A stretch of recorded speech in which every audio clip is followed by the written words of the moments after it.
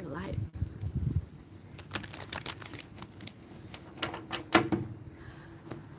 Oh my goodness, it's hot out here.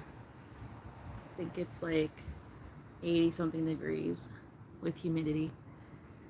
All right, let's talk about what's going on this week. I know I didn't come on here last night. I was busy with schoolwork and with visiting family. So anyway, all right, so let's see. So I was getting a lot of information regarding this, the potency of the energy of this full moon that just passed. If you guys noticed, hi Kayla, if you guys noticed the full moon's shape as well as color, I believe that a lot of people are having difficulty with restlessness because of this as well, because the mass, I would say, of the full moon is still pretty big right now. So if you look at the sky and you see the full moon, it's like, holy shit. So there's a lot of ebb and flow coming, like a lot of, I would say, a lot of influence from this full moon's energy still right now, even if the moon is waning, okay? So there's going to be a lot of crazy dreams, emotional roller coasters, a lot of things going on. Hi, Skywalker. Hi, Denise. Hi, Maggie. Hi, Alex. So there's just a lot going on, entirely connecting to your intuition, okay? For me, for an example, there's a lot of dreams that I have, and a lot of like restless nights. Like, like for example, last night, I was, not last night, but the night before, I didn't sleep in, like I have a tracker, my sleep tracker, right? And it said, total hours of sleep, an hour and a half. How many times were you restless? 7 times. How many times were you wide awake? 2 times. um, and so I was like, yeah, I only got like an hour and a half the night before of sleep, and then I woke up like at 6 to get my kid up for her to like get ready for school, and I was wide awake. Like I was like, holy shit. Like I had like a bunch of a huge energy surge, and then I didn't go back. I didn't even nap or anything. I was so tired, like in the evening when I was out visiting family. But I worked out and everything, and thinking, oh, if I work out maybe tonight or this past night, then I'll go have some good sleep. No, it didn't happen that way. And I worked out too. I was like, fuck. Because usually my body's like, okay, work out, and then you'll be fine. And like, I'm sore right now too, because I worked out hard. And then I was like, dude, it didn't work because I'm still tossing and turning. I'm still getting a lot of downloads. I'm still doing a lot of things. Like, and then finally I went to sleep. Like, it was a period between 3 in the morning until like 6 a.m. That's when I had good sleep. And that's when I had crazy dreams and things like that. And so then in the dreams, there's a lot of information regarding classifications, such as what we classify as celestial beings. Like a lot of us coming into the understanding of where we fall under these classifications, these archetypes, okay? But I kept hearing, like in the dream at the same time, people were pointing out, oh, these beings are incarnating here, such as the galactics, such as angelic beings, which are actually galactic beings. But we tend to like, redirect that energy because of, religious preferences or religious symbology, things like that, right? And then the gods and goddesses, the old gods and goddesses and stuff like that, which are also galactic beings, except for the nature spirits. So the nature spirits connection to this earth. There are a lot of people who work with nature spirits who in so many ways have been anointed or accepted in that lineage. like the fae and things like that, right? So to me, they were explaining all of the classifications, all the archetypes, right? And then they were saying, there's a lot of people who believe that there's physical markings in the body that'll tell you exactly where you fall under. And then they were saying, but that is not true. The truth is intuitively, who do you as a human work with the most? Who are you drawn to? Like, which archetype are you drawn to? And that will lead you to understand that you fall under that monad, or that archetype of that celestial, okay, or even of the earth, elemental connection, and things like that. It's based on your own inclinations towards connecting with those specific archetypes, okay. There is a memory, there is remembering, so to speak, how you were, or who you were, or where you've come from, okay. So nothing physical will ever tell you specifically exactly that that's who you are.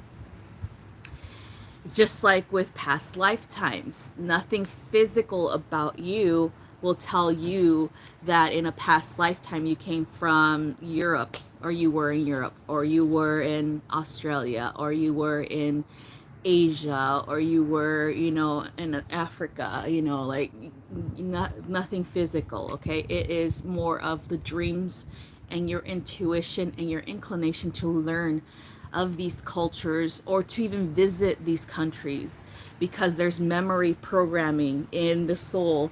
Like, you go to these places, you go and seek out this cultural relevance or understanding of these cultures, because in your soul there is actual memory that you were one of these people, that you were there, that you incarnated there, things like that. So that's what I kept being shown, and I'm like, well, that makes sense, because a lot of us do do remember past lifetimes. But if you don't remember a past life, but you're inclined to connect to that culture, or you love that culture, you just don't know why, but you just love their beliefs, or the way that they dress, or the way that they believe about beauty standards, things like that, or their inherent connection to one another, things like that. It's because it is a recording or a memory from a past lifetime that you've been there before. You were incarnated as one of them.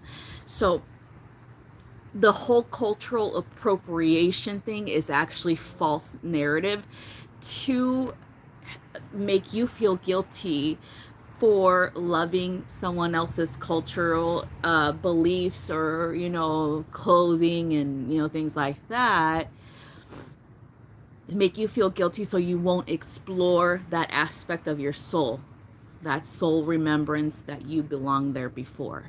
And it's the DNA and all that stuff that tells you, oh, your bloodline comes from here, here, and here, and here, and here. That's because you're born into this specific bloodline at this time. But that doesn't reject, or they shouldn't be, a way to deny you your memories, or of your soul signatures in these other places, okay? So a lot of people have this, they get disappointed when they get these DNA tests, but I'm going to tell you right now, these DNA tests are not accurate. They're only 50-50, meaning 50% is accurate. So they're not 100% accurate, so remember that.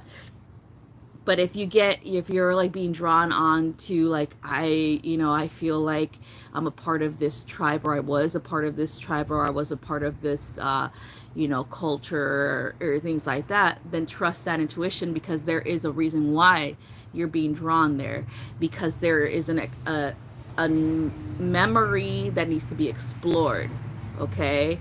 So that's how you do the past life stuff, right? That's how you are drawn to that, working with your past lives, bringing in those memories, or those soul shards that a lot of people talk about. And bringing them back to yourself, okay? And so all of this stuff was in the dream, and I was just told, you know, like, you just need to tell people that what you are being shown is not false information regarding your intuitive understanding of where your soul's been, what your purpose is here, and how to integrate this information, okay? And then also to remind people that we are more than just one connection here. We're more than just human in this present culture that we are born into. Okay, we are one with all creation, one with the fairy folk, one with the earth mother, one with all of the different elementals. It is shown in your chart exactly how much that is real and true regarding your elementals, especially, and how you are connecting to the earth. Um, and then also, multidimensionally speaking, you are more than just a celestial energy, such as you're just more than just one type of galactic, you're more than just one type of goddess or god archetype, you're more than just one type of angelic archetype, you know, things like that. Explore your multifaceted energy. Your soul has been like traveling everywhere, has incarnated it in different forms, exists in different forms at this current time through different dimensions. So it is important for you to acknowledge this, okay? Because that is what makes you whole again. That is what helps you understand why you chose to learn these things this lifetime, why you chose to explore that side of you, why you chose to believe what you believe, you know, why you chose this current incarnation cycle of, you know, especially culture, things like that. And so that's what I wanted to tell you. It's about exploration of the multifaceted you or multidimensional you, okay? Don't just get hung up on one thing. Like, oh, I'm just angelic. No, you're more than that. You can do one thing at a time, meaning you can explore that angelic energy and then from there move on to the next one that comes up. That's maybe a different type of celestial or, you know, things like that. So, or an elemental energy, you know, whatever. It's only limited by you, okay? And your belief in yourself and how your soul works, okay? All right, so that's what I wanted to tell you guys. All right, so let's go ahead and do the reading for this week. Let's see what we get for the energies of Monday, Tuesday, Wednesday, Thursday, and the weekend.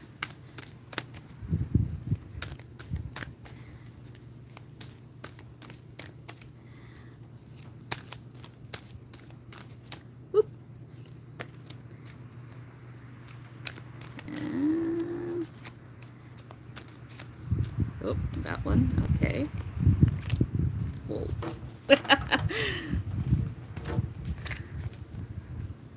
A lot of fire energy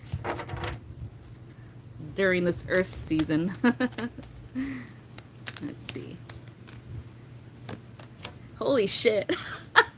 It's a lot of fire energy. All right. And let's see the overall energy for the week. Overall energy. Okay. All right. I don't know how this happened, you guys, but everything's fire energy. All right. I think it's transmutation and transformation, alchemy here. That's what I'm picking up, is alchemizing things in your home, within your soul, removing energy, moving energy, creating something new with it. Okay. So the overall energy is the Two of Fire, the Two of Wands for this week, you guys. Okay. The Two of Wands.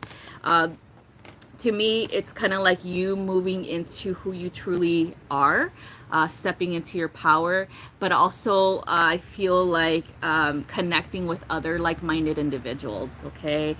Continuing to move forward with what it is that you want to create here with like-minded people. So networking, connections, partnerships, also contracts, contracts such as soul contracts. People that come into your life already have a soul contract with you. It's a time for you to acknowledge it, right? To acknowledge the meaning behind this relationship with them. So, like, what are the growth patterns here? What are you learning from them, and what are they learning from you? Okay. Another thing about this energy, I feel that it is definitely linked to an exploration of an acknowledgement of a connection beyond your own physicality, such as your soul connection to this person. Okay, what are they bringing to the table as in that energy? What are they teaching you about your soul? Okay, your soul's purpose, your soul's energy, what your soul needs at this time. Okay, so it could be romantic, it could be platonic, but however it comes in, right? So I do want to emphasize that growth happens through others, okay? Through our relationships with other people, we grow tremendously. I would say 10 times the normal speed of not interacting with others, okay? So if you're still in hermit mode, or you still don't like um, interacting with other people, because that Virgo energy is like that sometimes. Um, I'm just letting you know that you grow 10 times faster when you do interact with others, okay? When you do have a interaction with another human being. All right? So just letting you know. So moving on, we have Monday and Tuesday, Page of Fire, or the Page of Wands. So something new, some new energy, curiosity. We also have a new type of connection, or a new type of study coming in, or a new type of job, or things like that, where you get to be creative, where you get to share what knowledge you already have with other people. I also feel like this is kind of like a new project coming up. That's why people, that Two of Wands energy is definitely connecting to today and yesterday, where you have to start to network, okay? Working with other people to create something new, okay? Or talking or sharing of knowledge, okay? You learning from others and they learn from you, all right? So that's definitely what we have for this first beginning of the week. And then for Wednesday and Thursday, we have the Six of Fire, or the Six of Wands. Like I said, there's a lot of fire energy. So the Six of Wands, I feel like this is definitely good news coming up when you start to put yourself out there and you start to tell the universe, all right, I want to work with like-minded individuals. I want to create something new, or I want to really establish this connection to my own pretty much my soul's journey here, my soul's mission here, with interactions with others that are like-minded or who have similar missions. So the Six of Fire is an acknowledgement that when you start to step out of your shell and you start to step out of your hermitage and into the world and start to work with others, and really genuinely wanting that interaction, really genuinely wanting to learn from other people, then the Six of Fire is an acknowledgement of like, congratulations, you just stepped into a totally different world, that you are co-creating with others, that you are establishing the connection of the oneness of creation, such as that we are all one, and that other people have a lot of knowledge that you don't, and so that's a good thing, because then you start to learn from others, and then you have knowledge that they don't know, and you start to give that knowledge out. So we start to coexist and co-create things together, and we start to be acknowledged by other people that we are here as co-creators, and we are here to help this world become better, okay? So those are the awards coming in, the acknowledgement from others, the good job from others, the interactions, the heartfelt thank yous from other people, and such things. And you do the same, of course. Next is the weekend. We got the Queen of Fire. So the Queen of Wands, all right. So again, I tell you, this is all fire energy. So all transmutation, transmutive energy, transformative energy, taking action energy, interactions energy, alchemizing energy. Okay. So the Queen of Wands is the ultimate alchemist here. Okay. She shares herself, her energy with other people. She acknowledges her power. She acknowledges other people's power. She also acknowledges her independence and other people's independence. And coming together doesn't mean that they have to compromise or anything like that. It means that they have to share knowledge, and that's that. No one is here to convince someone else about who's wrong or who's right. The Queen of Wands will tell you straight out, don't fucking do that shit, because you're gonna lose people. You're gonna lose their attention. You're gonna lose their friendships if you try to force your beliefs onto some people, because they acknowledge that people are different. Okay, there are different belief systems out there. There's no fucking way that we can create something together if we're forcing our beliefs onto others. So fucking stop doing that shit. All right. And then, of course, creativity is stifled when we start to do that. When we start to force, creativity is stifled, meaning that things that are coming in for you are in the back burner when you start to focus on judging other people for their belief systems, whether they're Muslim, Christian, Catholic, whatever. Stop fucking judging. Whether they believe in the medical health system, whether they don't, we need to stop fucking judging, okay? They're on their own journey. If they come to you, share your knowledge, share your beliefs, and then let them do the same. We're not here to force or convince other people that they're wrong. We're here to work together, okay? To find common ground. And that's what the Wands energy is all about. It's about alchemizing our own beliefs, our own judgments through the interactions with other people, through acknowledging that we don't know everything. And that's a very Virgo trait. And knowing that we need to be fucking humbled too, okay? And so this is a very that's why the fire energy comes in. It's the humbling energy for the know-it-alls, especially. You don't know it all. You are walking as blindly as I am through this journey, and just being present and just acknowledging that you don't know it all is the beginning stages of alchemizing. Okay. And so it's very important for us to do this, where we need to be humbled again, that we need to alchemize this know-it-all energy into acknowledging that we don't, and that we still require healthy interactions with other people to learn more, to gain more knowledge, gain a different perspective, and to walk with them, knowing that they, even though they have a different point of view about the world, we're still co-creating it together. Okay? So that's what it is. It's about union here. Union of the souls that are in this current lifetime, walking alongside you, and working together to create a better place for our children, for the future generations, for our own generation. You know, I think it's very important for us to get our pee-pee slapped a couple of times, and to telling us, hey, you don't fucking know everything, so stop fucking pretending, stop fucking judging people. You don't fucking know everything. And this fire energy is definitely doing this for this week, right? Be open. Okay, fire energy is going to allow you to be open to receiving more information from other people, even if you don't agree. Be open, okay? Be open to understanding why people do the things they do, why they believe the things that they believe, because they're giving you the opportunity to share with them your own beliefs, so that they can acknowledge or know why you believe the way that you believe.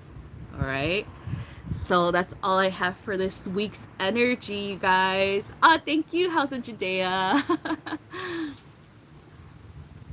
Ah, thank you so much. So yeah, so that's what I have. We all needed this pee-pee slap from the universe for this week. I call it a pee-pee slap because definitely need to be told, chill out. Chill out. Someone else has a different type of knowledge. All right, so that's what I have for you guys.